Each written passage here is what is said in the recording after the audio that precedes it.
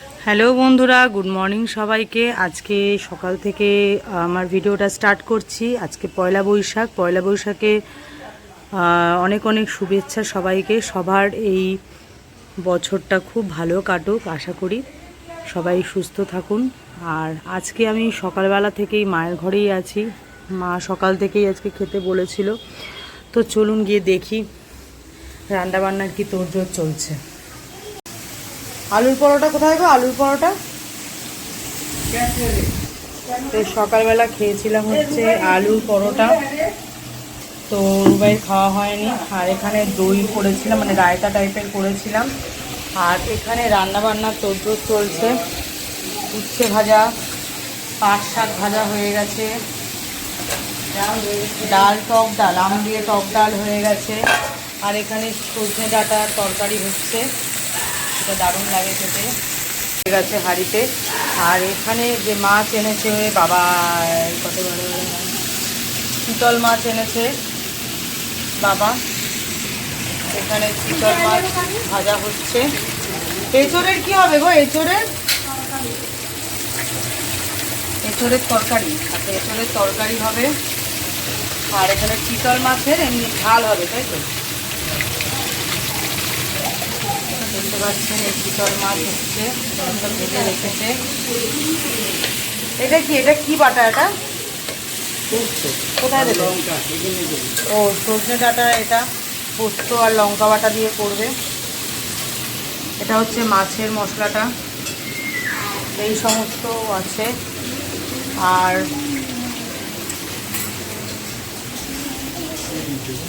রাত্রেবেলা মাংস হবে। আর এখানে এই দুজনকে দেখো, চল চল গিয়ে তোকে স্নান টান করিয়ে, আজকে নতুন জামা পরতে হয়, চলো নতুন জামা পরিয়ে দেবো, চলো চলো মা। তোমাকে আইশ্যাডো পরাচ্ছে, এই যে আরেকজনকে দেখো আইশ্যাডো পরাচ্ছে বাবাকে। আবার আবার আই ল্যাশও তো আছে, এগুলো দিয়ে এখন সাজাবে। দেবে, মিমি এলো দেবে, এগুলো সব মিমির জিনিস। এক্সপায়ারি পড়াচ্ছিস বাবাকে?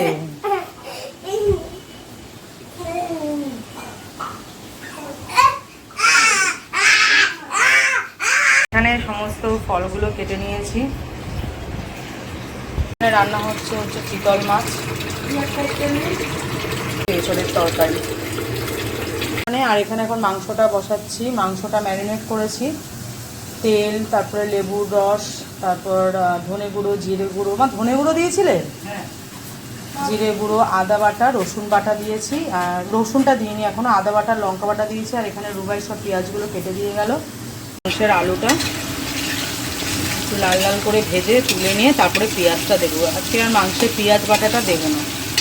রাতে মাংসটা করার কথা ছিল, কিন্তু এখনই করে নিয়ে একবারে। রাতে রুটি কিনে আনলে, রুমালি রুটি কিনে আনলে হয়ে যাবে।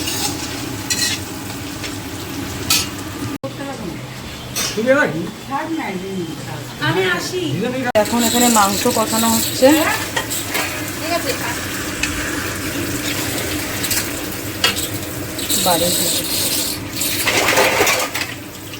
তো মেয়েকে স্নান করিয়ে দিয়ে গেল রিম্পি। আমি মাংস রান্না করছিলাম। আর আজকেও নতুন জামা পরেছে বাবা, দুটো জামা এনেছিল, তো একটা নতুন জামা ওকে আজকে পরানো হয়েছে পয়লা বৈশাখের দিন। জল খেয়েছো? সবাইকে বলো শুভ নববর্ষের অনেক অনেক শুভেচ্ছা। মাংস কষানো হচ্ছে এখনো। এবার মানে জলটা গরমে বসিয়েছি, এটা দেবো। মাংস রান্না কমপ্লিট হয়ে গেছে দেখতে পাচ্ছ। তো এরপর চলো আবার দুপুরের খাওয়া দাওয়া করে আবার বিকেলবেলা কী করছি সেখানে আসবো, তোমাদের সাথে সব কিছু শেয়ার করবো।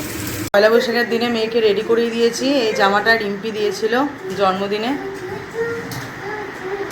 রেডি হয়ে গেছে।